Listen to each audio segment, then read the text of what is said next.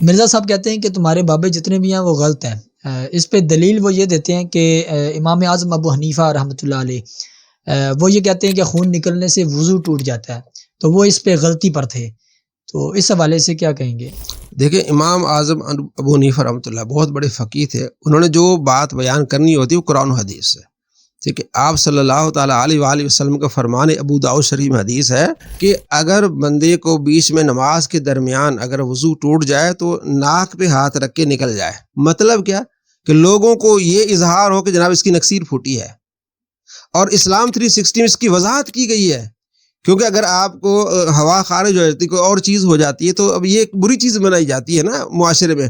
جب آپ ناک پہ ہاتھ رکھے جائیں گے تو آپ یہ سمجھے گا دیکھنے والا کہ اس کی نکسیر پھوٹی، اس کو اتنا برا نہیں جانا جاتا۔ تو انہوں نے لکھا ہے اس چیز کو کہ نکسیر پھوٹنے سے کیا ہوتا ہے، وضو ٹوٹتا ہے۔ تو اب آپ جسم سے خون نکلا تو وضو ٹوٹ گیا۔ حضرت عبداللہ بن عمر، حضرت عبداللہ بن عباس رضی اللہ تعالیٰ عنہما، یہ روایات موجود ہے السنن الکبریٰ للبیہقی میں، اس پر میری ویڈیوز بھی ہیں۔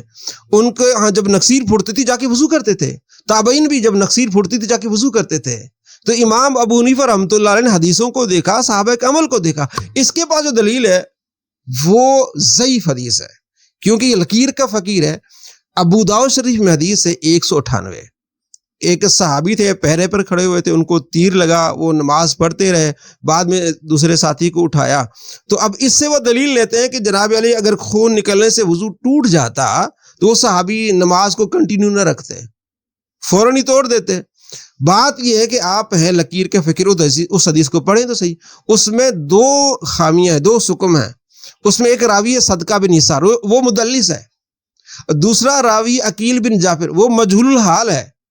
تو مدلس جس روایت میں آئے گا تو وہ روایت ضعیف ہوگی، اور مجہول حال جس جو راوی ہوگا وہ روایت ضعیف ہوگی۔ تو ضعیف روایت کو اٹھا کے صحیح روایت کے مقابلے میں لا رہے ہو۔ اور لکیر کا فقیر اس لیے کہ زبیر الزہری اس کو حسن کہہ دیا، جناب یہ ٹھیک ہے۔ البانی بھائی آپ خود بھی تحقیق کریں، آپ کا کہنا ہے کہ جناب علی مسلم کے مقدمے میں یہ لکھا ہوا ہے، پیٹ رول ہے کہ مدلس جہاں بھی ہوگا، جس سند میں حدیث کی سند میں مدلس ہوگا وہ حدیث ضعیف ہوگی۔ اب یہ حدیث صحیح کیسے ہے؟ السنن الکبریٰ للبیہقی، اس کے عبد الجبار صاحب انہوں نے تحقیق کی ہے، انہوں نے لکھا ہے کہ البانی سے غلطی ہوئی ہے، کیونکہ صدقہ بن یسار مدلس ہے اور عقیل بن جابر مجہول راوی ہے۔ آپ کوئی بھی کتاب اٹھا کے دیکھیں اصول حدیث کی، اس میں ایک چیپٹر ہوتا ہے کہ مجہول راوی کے بارے میں حکم کیا ہے، وہ لکھا ہوتا ہے کہ وہ جس روایت میں مجہول راوی آ جائے وہ روایت ضعیف ہوتی ہے۔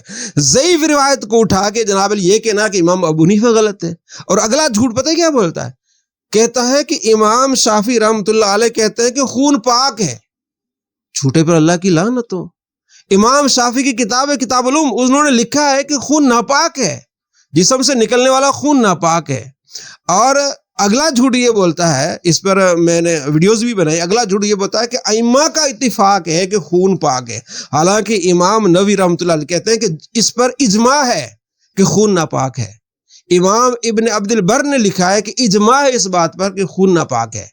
یہ اس کا علمی لیول ہے، اور کہتا ہے جناب علی امام ابو حنیفہ رحمۃ اللہ غلط ہے۔ بھئی تو غلط ہے۔